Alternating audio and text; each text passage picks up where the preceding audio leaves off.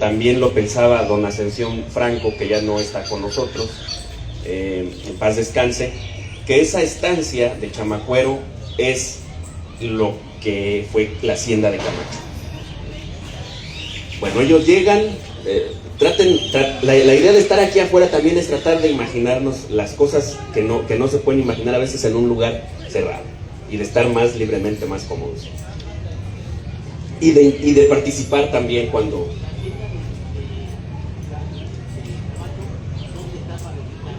Bueno, la hacienda de Camacho, estamos aquí en el centro, en el jardín principal.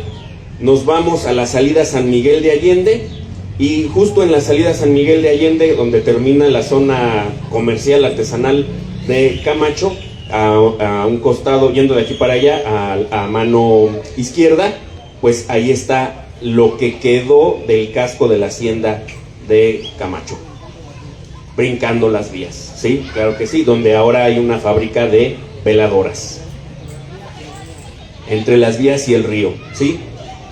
Ese es el casco, o lo que queda de lo que era la hacienda de Camacho. ¿Sí? Sí, es ahí quedó la fábrica, ahí estaba la hacienda. Y ellos entonces llegan, estamos hablando del momento en que se empieza a colonizar de aquí hacia el norte, y que hay conflictos con los chichimecas, que son guerreros, que traen las flechas y arcos, y que matan el ganado, y que matan un montón de gente, ¿no? Y entonces estos otomíes llegan y vamos a imaginar, tocan la puerta y piden asilo. Oye, un pedacito de tierra para vivir. Nosotros a cambio te ofrecemos trabajar para construir tus cercas, para desmontar, para construir la casa. Y entonces el mayordomo, que se llamaba Cristóbal de Estrada, dice, sí, adelante. Bueno, pues ya los instalan en un pedazo de tierra, que además eran extensiones impresionantes de tierra. Entonces ellos se van por un pedacito de tierra, y unos meses después, cuando andan revisando las tierras, pues se dan cuenta que ya no eran 5, ya no eran 6, ya no eran 7, que ya eran un poco más de indígenas otomíes, que incluso ya tenían, dice el documento, que ya tenían trazada una calle. Imagínense qué tipo de calle ha de haber sido. Yo creo que es algo bien insignificante, ¿no? Y una capilla a la que venían a darles la doctrina, primero los frailes de San Miguel, y después de la matanza, que también a lo mejor por leyendas o por tradición oral conocemos, 2 frailes que matan en el puerto de Chamacuero, ahora puerto de Calderón. Ahí son asesinados, pues dejan de venir los frailes de San Miguel, y entonces comienzan a venir de a paseo. Bueno, entonces después, hacia 1570, va a empezar un pleito. Van a decir los herederos de doña Leonor de Alvarado, pues estos indígenas vinieron y nos están quitando tierras que nos dio el rey. Y ellos van a decir, no, es que nosotros nos habíamos ido un ratito nada más, pero estas son de nosotros. Y finalmente la corona española les dio la razón a los indígenas, y lo que les dijo a los españoles es, ¿sabes qué? Déjale las tierras y ustedes recórranse un poco más hacia el norte, a donde está ahora Camacho, ¿no? Y ellos se quedaron pues aquí, en el centro de Comonfort. El centro histórico tiene que ver con los orígenes, con el primer núcleo poblacional, o el núcleo poblacional más antiguo, y en donde confluyen además otras actividades, ¿no? Ya sea económicas, políticas, culturales y sociales. Y bueno, pues van a empezar entonces a confluir esas actividades, y ya luego en 1602, ya unos 60 años después, vamos a tener otro indicio más de que bien podemos decir que esto es el centro histórico. Y ese indicio ya nos da más claridad, nos da más luz, porque empieza ahora sí como que a dividir y empieza a decir de aquí para allá, esto ya es otra cosa.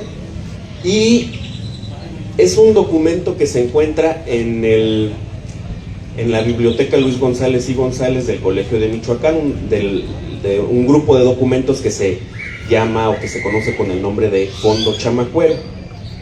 Ahí hay un documento de 1602 que es de un alcalde del pueblo, un alcalde indígena del pueblo de Chamacuero, que dice que es yerno de uno de los caciques conquistadores de este pueblo, de Alonso Martín de León.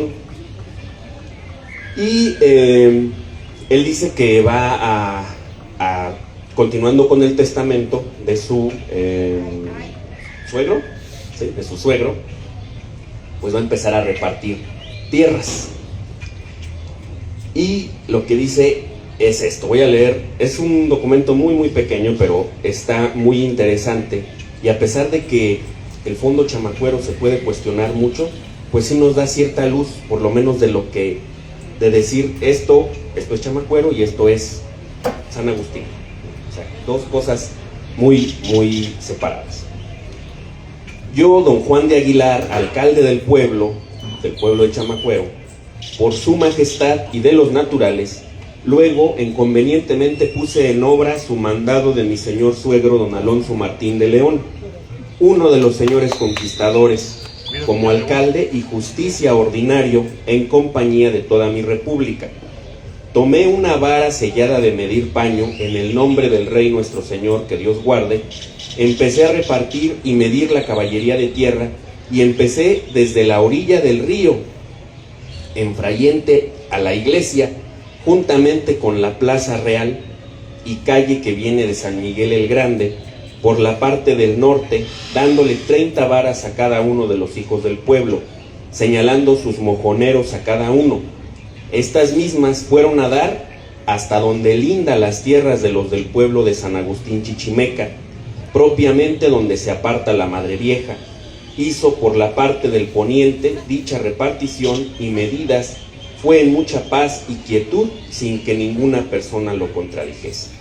Entonces, ya nos está diciendo un poco. Primero hay una separación. O sea, repartí hasta donde linda o hasta donde termina con el pueblo de San Agustín Chichimecas. Dos poblaciones distintas. O sea, el centro histórico o el núcleo del pueblo de Chamacuero es este. Y, pero también hay un dato contradictorio ahí, y a veces eso es rico en la historia, pero a veces también nos confunde, porque dice que enfrente de la parroquia y donde está la plaza, y nosotros hoy en día decimos la plaza, ¿y dónde está la plaza? Allá está la plaza, pero la plaza en ese momento no era allá, la plaza era aquí. Esta era la plaza real, y allá pues eso formaba parte del convento franciscano, y pues fue durante muchísimos años, durante todo el periodo colonial y hasta pues por lo menos el siglo XIX, cuando empezaron las leyes de reforma, pues fue el cementerio del pueblo.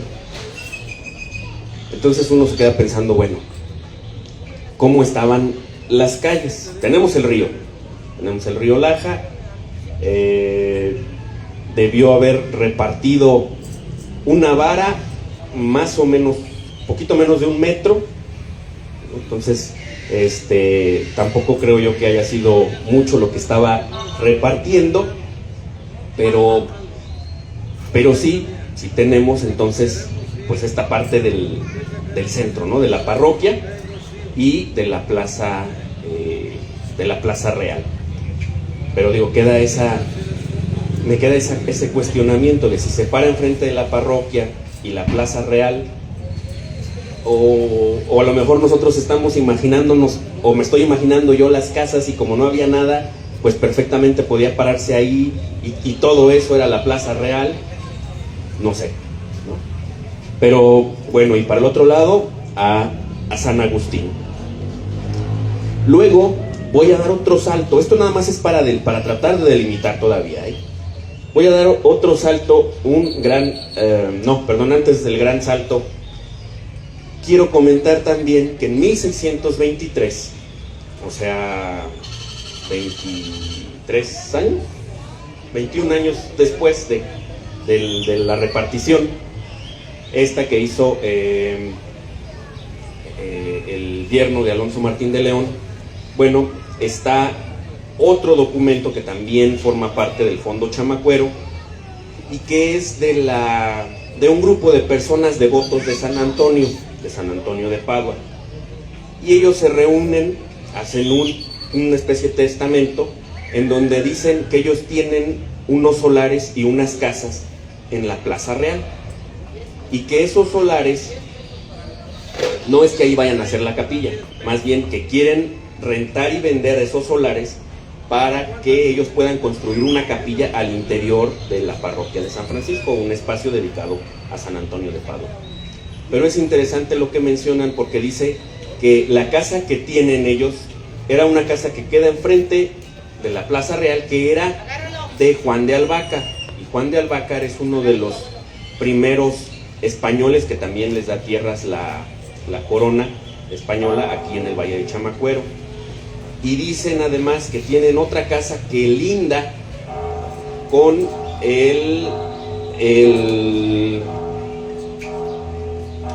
que linda con el horno de cal. O sea que había pues caleras, ¿no?, que cerca aquí seguramente pues para sacar esta cal de piedra, o para quemarla, para hacer pues la parroquia, para hacer las casas, ¿no?, para hacer todos estos edificaciones que estaban al frente. Pero imagínense nada más, dice, una casa, después un solar, otro solar, otra casa, 1623, ¿cómo ha de haber estado Chamacuero? ¿Cuántas casas aquí en la Plaza Real? ¿Cuántas casas allá de aquel lado? Muy pocas, me imagino. Y ahora sí, vamos a... y además dice que tenían un solar, esto es importante, donde era el hospital.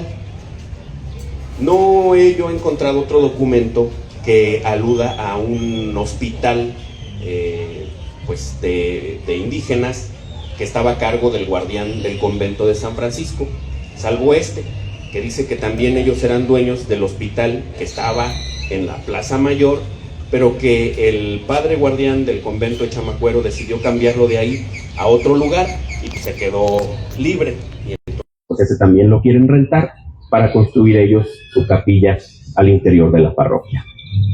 Ahora sí, vámonos al salto de casi siglo y medio hasta 1732. No, casi un siglo. Soy malo para las cuentas. 1730, estabas en 1623, vamos a 1732. 109 años. Gracias, don Lole.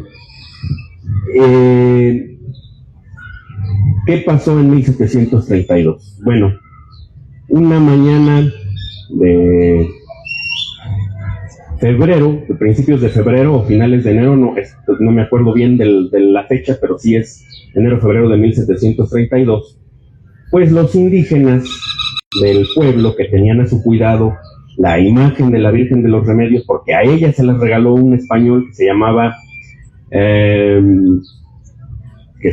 me olvidó el nombre, Alonso Martín,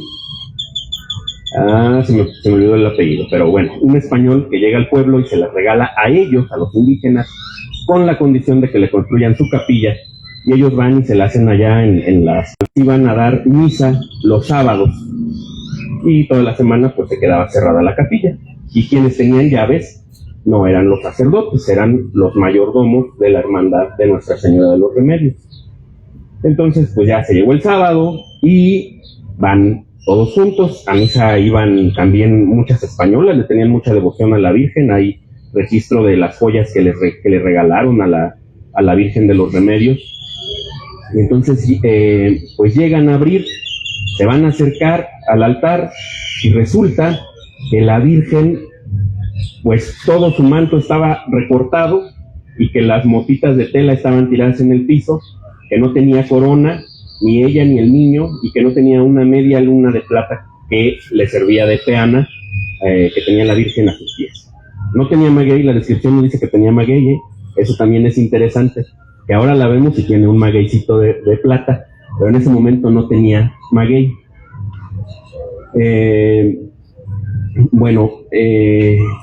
Ya en las declaraciones y todo, vuelven a decir, o es lo importante para retomarlo en la cuestión de la delimitación. Dicen que la capilla está en las goteras del pueblo, a las afueras. Otros dicen la capilla está lejos del pueblo. Imagínense, para que digan que la capilla está lejos del pueblo de Chamacuero. Yo creo que la calle de Ocampo, que era la calle real, pues ha de haber sido puras huertas, o a lo mejor hasta cerro, ¿no? Mezquites y... Y entonces tenemos después, o bueno, ya tenemos ahora que se delimita un poco hacia allá hasta pues la calle de Rayón, ¿no? Más o menos. De la piedra. Bueno, ahorita vamos con los nombres de las calles y tengo una teoría, que en la calle de Arista llegaba hasta esa piedra, la que está en la esquina de Guadalupe Victoria, que incluso últimamente han sacado que una leyenda y que, ¿no? En Arista y Guadalupe Victoria, ahí está una piedra que es un límite, una mojonera, y que de este lado pues llegaba hasta el Calvario, esa parte del centro. Y para de este lado pues nada más esta calle aquí y ya se acababa el pueblo, ¿no? O sea, lo que era el centro. Entonces, después, en 1791, hay un padrón que está en el Archivo General de la Nación, y en este padrón vienen los nombres de las calles, de algunas de las calles, o de las calles más bien que había en el centro. Y creo que aquí están, Gerardo, creo que aquí están los nombres.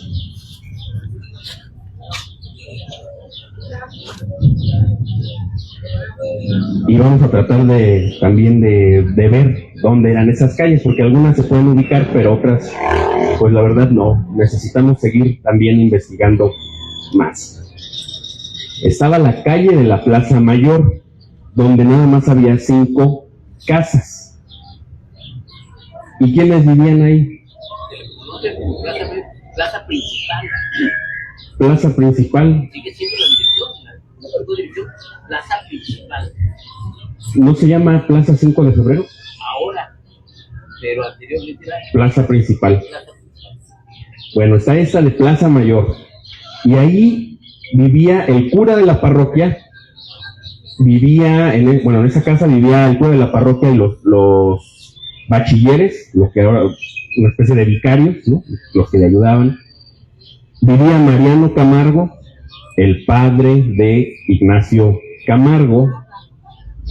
Vivía, y su familia, por supuesto, vivía Antonio Rojas Taboada, el padre de Manuela Taboada.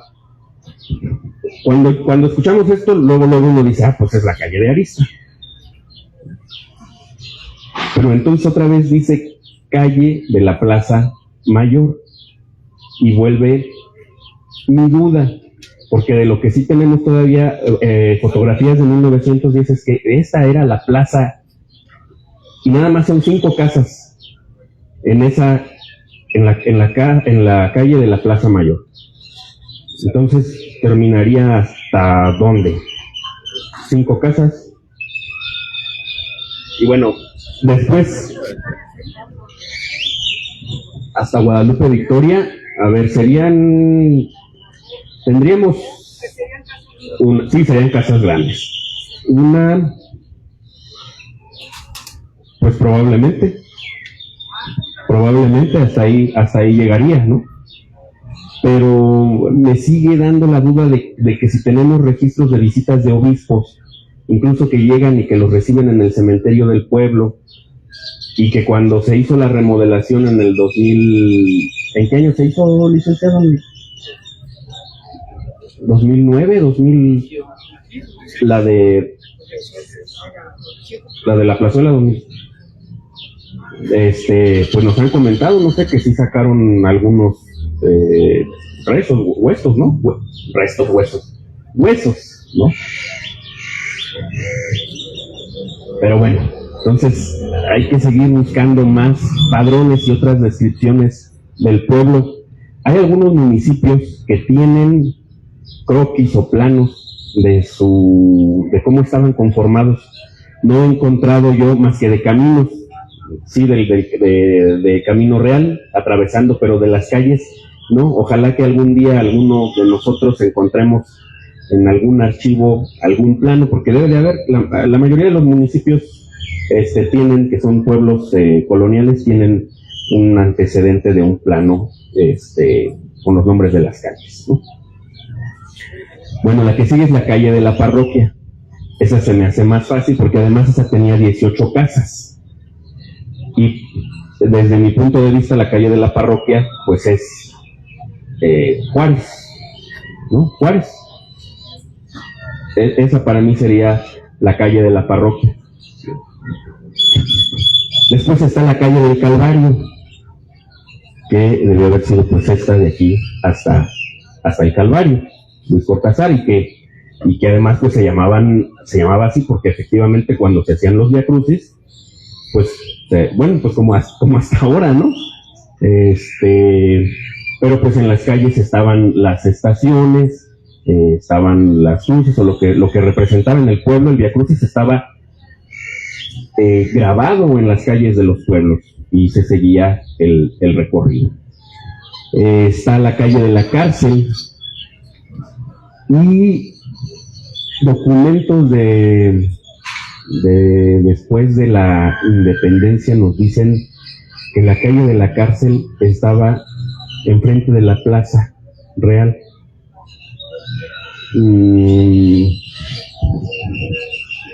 No sé si puede ser esta o incluso esta que era calle, ¿no? O de este lado, o acá incluso. En la calle de la cárcel había 3 casas nada más. O sea, una calle pequeña. ¿Por qué es interesante esto? Porque además, bueno, dice cuántas casas había y dice cuáles estaban deshabitadas y si había solares solos, deshabitados, o otro tipo de construcción. Entonces aquí nada más maneja 3 casas. Después está la calle de Apaseo, que me imagino que esa debe ser la salida a Paseo, cuando en aquel momento sí había una verdadera situación comercial con aquel pueblo y con Querétaro, ¿no? Que están incluso los dos caminos perdidos por acá de este lado. Pero ¿cuál puede ser? La que aparece después como calle real o campo. Porque estas no estaban también, o sea, Allende y Magisterio no existían, ¿no?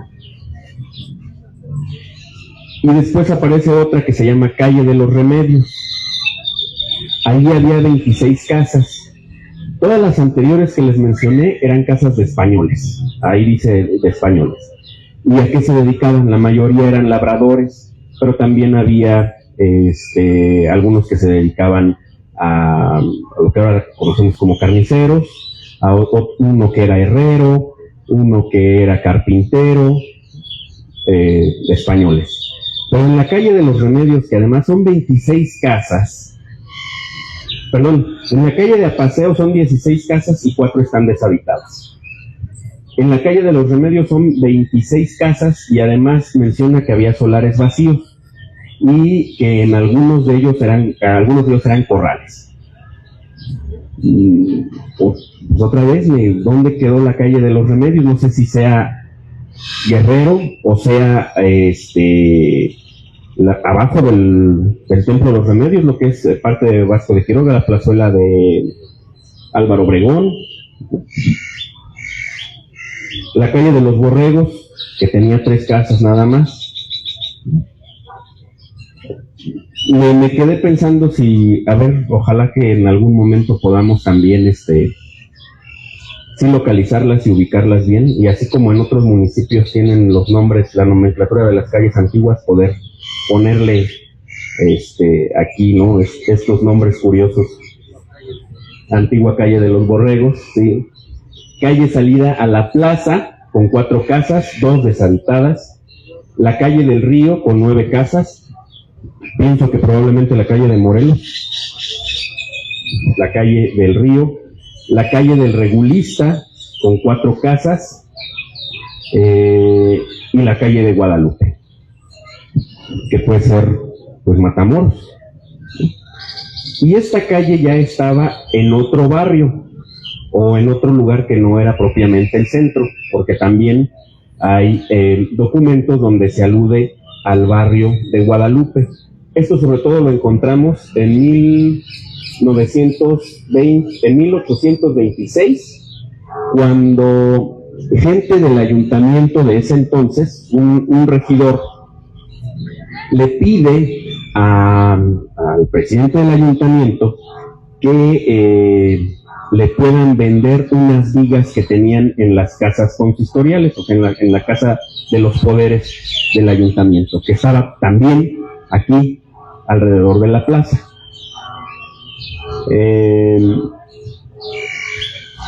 Le dicen que sí, que se las van a vender, y él dice que las quiere para construir o para terminar de construir la capilla de Nuestra Señora de Guadalupe en el barrio de Guadalupe. O sea, es el santuario de Guadalupe, ¿no? Y luego ya en 1912 hay una inundación terrible que asola no nada más Chamacuero, sino todo el Bajío. Celaya, Salamanca, Irapuato. Las noticias que hay, por ejemplo, de aquí de Chamacuero, dicen que los barrios de La Palma y San Agustín quedaron destruidos. Hay fotografías de Salamanca, pues increíbles, ¿no? Parece que pasó por ahí un huracán. De esa misma inundación de junio de 1912. Y creo que fue ahí cuando el Santuario de los Remedios de Guadalupe sufrió pues algún problema en su estructura, se quedó abandonado, y bueno, ya después a lo mejor algunos de ustedes también conocen esa historia de que andaba una señora juntando los cantaritos que componían los techos de los templos, en los carritos, y que bueno, le cayó una placa grande, y ahí la mató, ¿no? Ya cuando el santuario estaba deshabitado, y va a ser hasta la década de los 40 cuando gente del pueblo, con la iniciativa del padre J. Jesús Franco, pues van a levantar otra vez el santuario.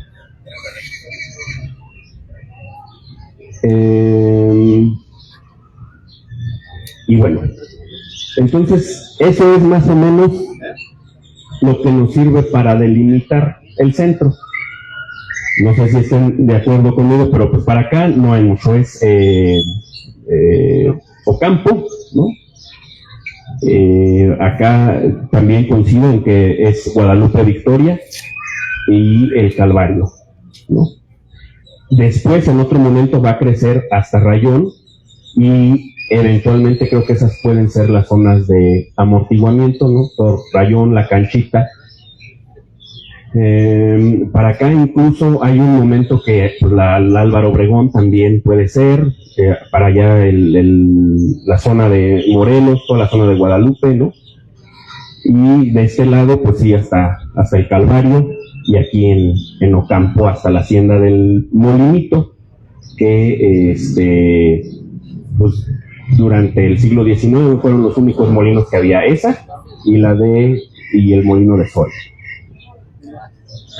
Bueno, entonces eso es los límites del centro, o lo que podemos llamar el centro histórico. Ahora les decía yo también que en cuanto a estos lugares, pues se dan dinámicas, ¿no? Se dan dinámicas sociales y culturales, y pues hay varias cosas que han sucedido en estos espacios del centro histórico.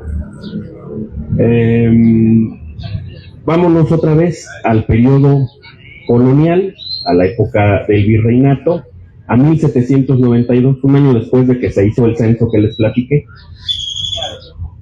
Y ahí sucedió una cosa que quisiera yo compartirles, porque es son cuestiones interesantes que pasaron aquí en el centro. Resulta que un día llegó un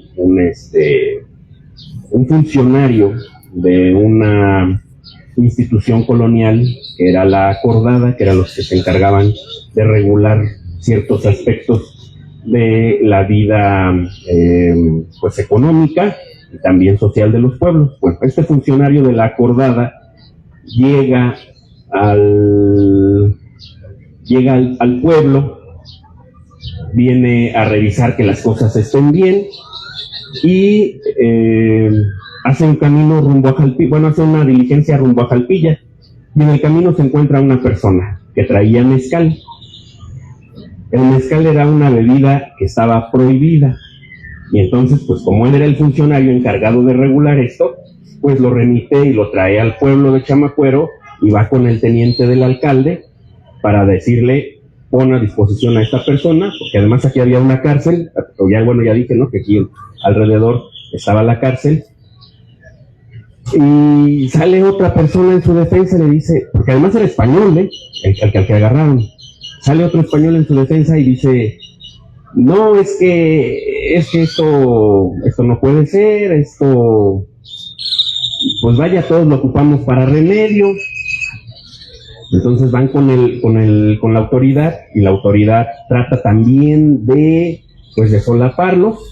Entonces el de la acordada, el funcionario, vamos a decirlo, el funcionario virreinal, pues se molesta más, dice: no, a ver, el que toma las decisiones o el que tiene mayor jerarquía aquí soy yo, y ni tú, por ser el teniente del alcalde del pueblo, pues vas vamos, en rangos, pues yo estoy más alto que tú. Y entonces lo toman preso, y van y le avisan a otras personas del pueblo, que además esta persona vivía en la calle de los Borregos, en la calle de la cárcel.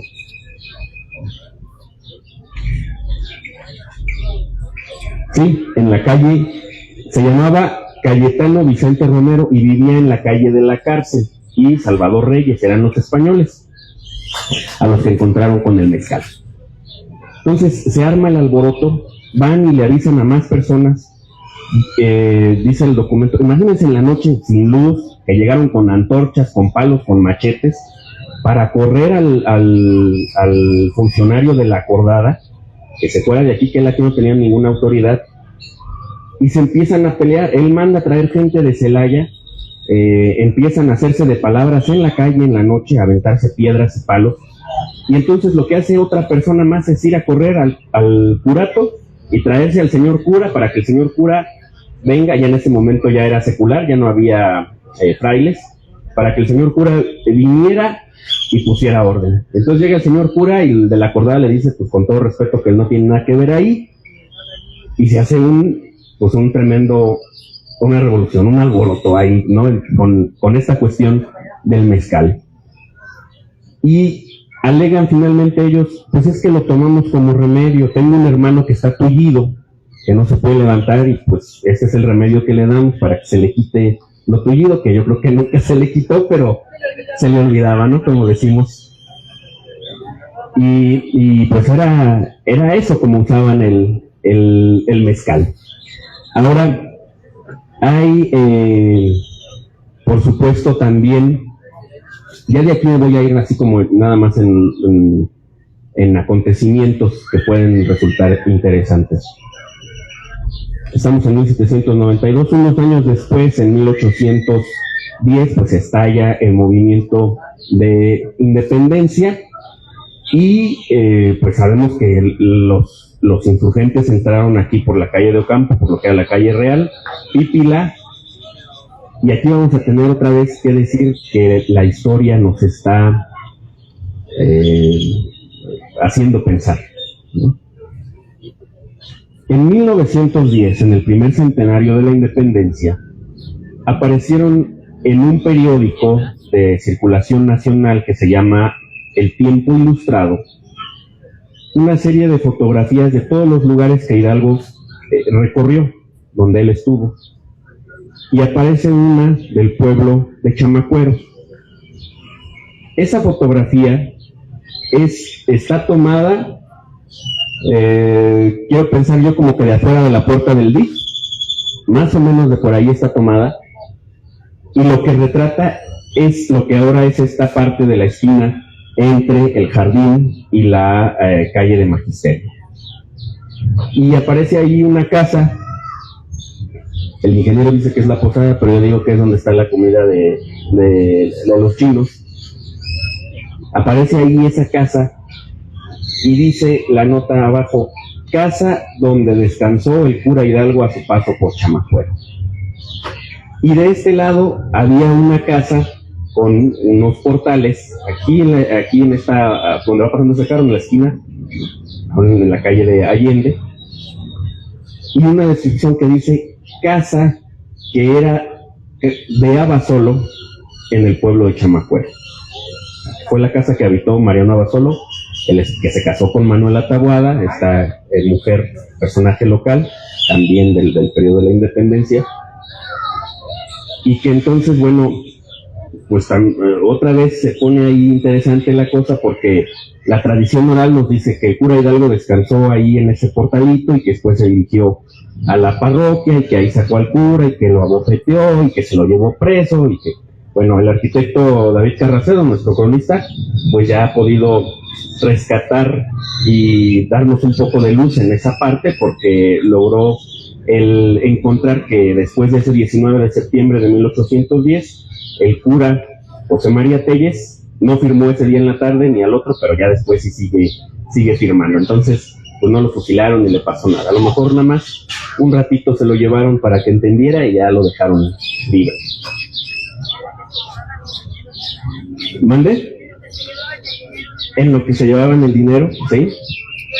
Pero bueno, entonces están esas fotografías que son de 1910, 100 años después del movimiento de independencia, y que registran pues lo que todavía les contó la gente, a lo mejor los nietos de quienes vivieron el movimiento. Repito, pues claro que nos hace falta seguir investigando más. Hay una fotografía también que está tomada como de arriba de la parroquia y que justo tiene esta vista de la plaza principal, ¿no? De la plaza, sí, pues justamente de la plaza principal, así está reconocida a principios del siglo XIX, y se ven los techos, se alcanzan a observar los techos de teja, ¿no? Cosas que ya no vemos en nuestro pueblo. Y en relación a esto, a las construcciones, en el Porfiriato, ahora vamos a movernos unos años después, hacia 1888, sabemos también, gracias a los informes que enviaba el jefe político, en ese momento eran jefes políticos, que enviaban a Guanajuato, que se plantaron unos árboles, que se plantaron unos laureles de la India. Yo estoy casi seguro que esos árboles que se mencionan en estos documentos son estos que nos están dando, o que nos dan sombra ahora. Son esos porque se dice que no había nada, y además en ese momento el jardín se llamaba Jardín Mariano Escobedo, en honor a Mariano Escobedo, porque además él en ese momento del Porfiriato era dueño de la hacienda de la Laguna, y casi cada 15 de mayo, para conmemorar el triunfo de la República sobre el Imperio en Querétaro, venía a Chamacuero, llegaba a la estación, se bajaba del tren, lo recogían en un carruaje y lo llevaban a su hacienda de la Laguna, en donde las notas de periódico dicen que hacía pues unas fiestonononas que duraban no nada más un día, sino que 2, 3, 4, con música, que mataban muchas reses, que daban de comer, y que además era una persona pues que compartía con todos los trabajadores. Entonces yo creo que debió haber sido una persona muy querida en el pueblo para que también le llamaran Jardín Mariano Escobedo. De ese momento también nuestro centro histórico en el Porfiriato va a sufrir algunos cambios. Es cuando se empiezan a empedrar algunas banquetas, o más bien se empiezan a construir banquetas o aceras de piedra. El arroyo de la calle va a seguir siendo de tierra hasta mucho tiempo después, entonces ya también se van a empedrar. Y hay un dato que me llamó mucho la atención a mí, que se me hizo bien interesante, ahorita que ya me está pegando la luz, que es sobre la luz.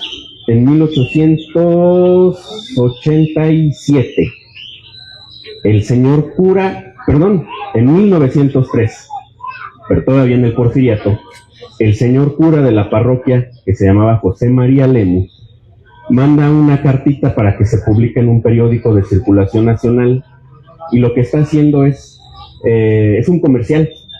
Están anunciando ahí unas lámparas de una empresa que se llama Lux, y él en su cartita dice, bueno, Chamacuero, no me acuerdo qué, de 1903, señor cura José María Lemus, a quien corresponda la empresa Lux.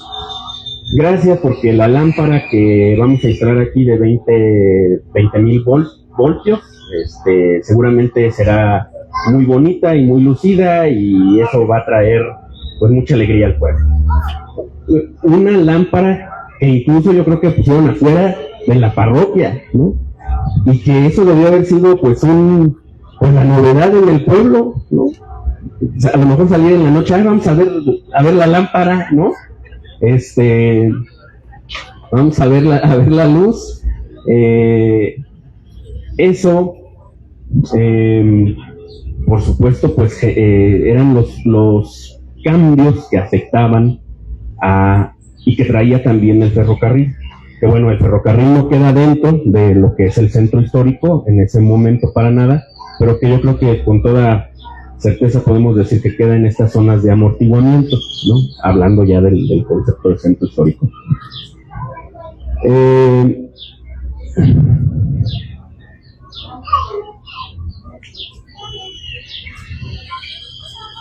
Hay también ya en la Revolución, pues tenemos la presencia aquí y ahora sí ya en la Plaza Cívica, ya les dije yo, en 1888, plantaron los árboles para el Jardín Mariano Escobedo, entonces ya era el Jardín Mariano Escobedo, y allá ya era la Plaza Cívica, porque el panteón o los restos del cementerio lo mandaron a donde está ahora la escuela primaria Francisco Eduardo Tres Guerras, que después de ahí lo quitaron en los 30 y lo mandaron pues hasta la otra salida, que ya no va a ser tan salida, tan afuera. Y en 1911 tenemos conocimiento, gracias a las memorias de un general, del general Juan Barrón, que transcribió y que publicó un familiar, el maestro Abel Gómez Barrón, sobrino del general Juan Barrón.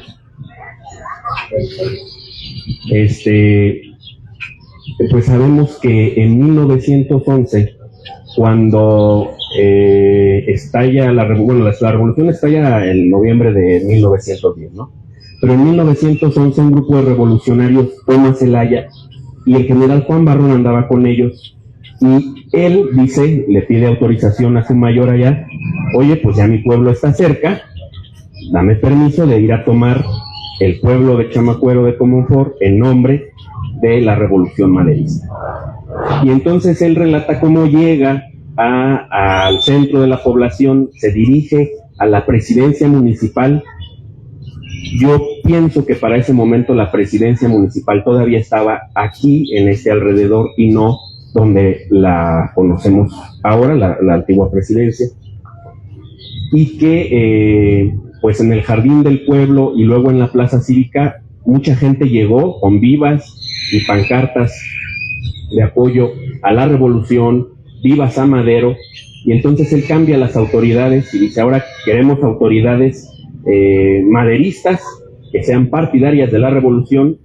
Y pues sí, se nombran ahí enfrente de todos, dice ahí, todo el pueblo gritó que sí, que estaban de acuerdo, gritaron vivas a Madero, y quedaron instaladas las nuevas autoridades revolucionarias en Chamacuero. No les duró el gusto mucho, porque tenemos documentos y notas de 1812, 1813, que pues aquí y en muchas partes de Guanajuato y de México se vivía mal. Hay un corresponsal que dice: llegamos a Chamacuero, nos bajamos del tren, llegamos al centro de la población, las calles están solas, están vacías. Hay unos cuantos indios que lo que hacen cuando uno se acerca es levantar la mano y decir que quieren comer y que tienen hambre, y que los hacendados los están tratando mal y que les pagan, creo que eran 19 centavos el jornal, y lograron, gracias al gobernador del estado, José Joaquín Lizardi, aumentarles a Víctor Lizardi, aumentarles a 33 pesos, 33 centavos, gracias, 33 centavos la jornada, el día. Entonces, pero bueno, tenemos eso, tenemos que la situación en general no estaba muy bien, pero aquí en el centro, por lo menos es lo que tenemos registrado. Luego, 1927, 1928, estamos ya en la Guerra Cristera. Sabemos que los cristeros entraron en varias ocasiones a este pueblo, que en 1927 las autoridades que estaban al frente de Comonfort, un presidente municipal que se llamaba Miguel Hernández, era partidario de los cristeros, y que entonces lo que hicieron en un 3 de abril de 1927 fue, dice él, pues cerraron la presidencia, se fueron a su casa, nada más se quedó un vigilante al que no le dejaron armas, y entraron los cristeros y lo amenazaron y todo. Eso es lo que decían, ¿no? Que lo amenazaron y que entraron violentos, y que ya después salieron los reportes o las otras informaciones de la gente y de agentes del gobierno federal que estaban en Chamacuero, y dijeron: ¿cuál? Pues si los dejaban entrar, ellos se iban a sus casas, dejaban abierta la caja de donde se guarda el dinero para que se lo llevaran, para que se llevaran la correspondencia. Pues nada más era como una simulación de que habían asaltado.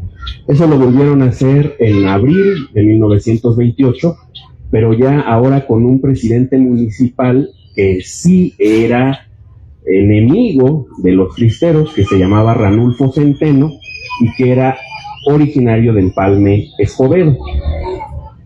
Este presidente municipal incluso trae un destacamento del gobierno y los persiguen hasta la hacienda del Potrero, matan a uno y se lo traen para exhibir el cuerpo en la presidencia municipal. Él sí era un verdadero enemigo de los cristeros. Después de eso, pues se viene la cuestión del sinarquismo, y a lo mejor aquí ya algunos podrán participar y podrán comentarnos, y casi que yo voy a ir concluyendo ahí, porque, bueno, tenemos sí la cuestión de los mítines sinarquistas, tenemos la visita de políticos, Melchor Ortega, hay una serie de fotos, también los invito a que se acerquen allá al archivo histórico, donde contamos con una serie de fotografías de este lugar en un mitin de Melchor Ortega en 1931, en marzo de 1931. Melchor Ortega era originario de aquí, es el único gobernador comonforense que hemos tenido, y pues viene a hacer campaña aquí a su pueblo, es muy bien recibido, da un discurso de un edificio, que bueno, esa es otra historia del centro histórico también, ¿no? Cómo han cambiado las construcciones. Un edificio que estaba aquí y desde ahí de un balcón da un discurso. Vienen después, ahora sí, ya los sinarquistas. En este centro histórico se vivió en los años 80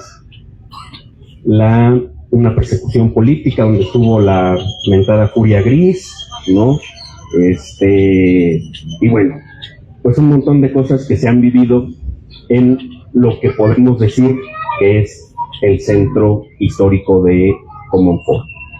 Yo repito, como estábamos o como lo traemos planeado un poco, es que bueno, si estos son los datos que hemos encontrado en los documentos, pero estoy seguro que muchos de ustedes tendrán otros datos más actuales. Me decían ayer el piso que tenía, ¿no? De los mosaicos de colores. Yo lo que sí me acuerdo de las resbaladillitas estas aquí de granito, sí, que bueno, las cosas van cambiando y pues tienen que cambiar, ¿no? Pero se quedan los recuerdos que forman parte de la memoria que hacen la historia de nuestro pueblo. Y pues así quiero concluir esta primera intervención mía. Muchas gracias.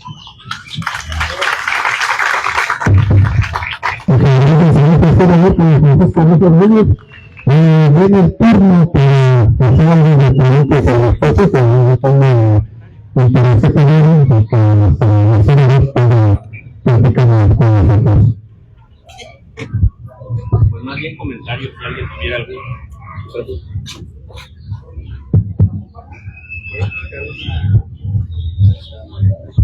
La primera versión de kiosco aquí en el jardín tenía paredes también muy altas, de más 2 metros aproximadamente, y esas paredes servían de paredón de funcionamiento en la red. Esa es una. El obispo también llegaba a la casa de mi bisabuelo aquí enfrente. Le hacían un visado especial y había un oratorio ahí en la casa de el papá de don Bocho Macías, don Pancho Macías, que ahí vivía. Y no en el hotel, en la casa de junto, que también era de mi abuelo.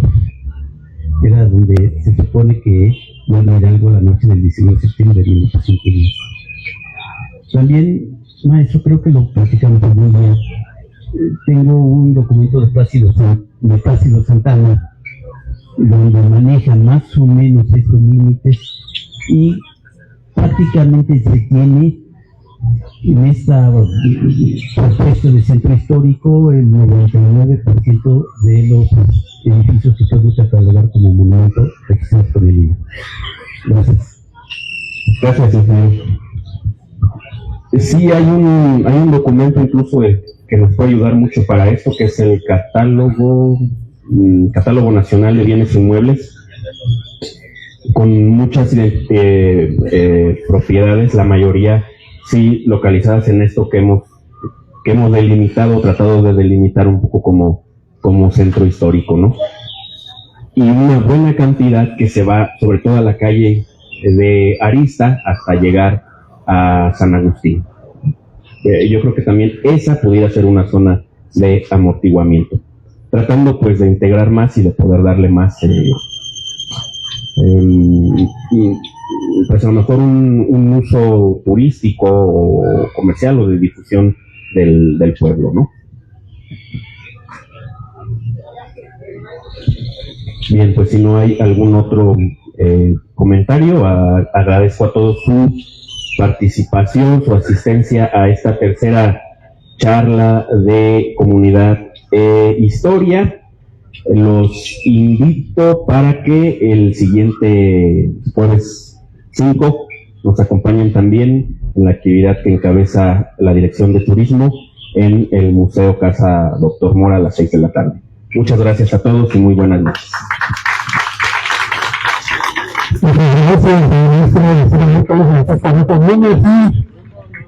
Queremos también pedir un aplauso para nuestro presidente municipal, el licenciado Fernando Santos, que nos acompaña en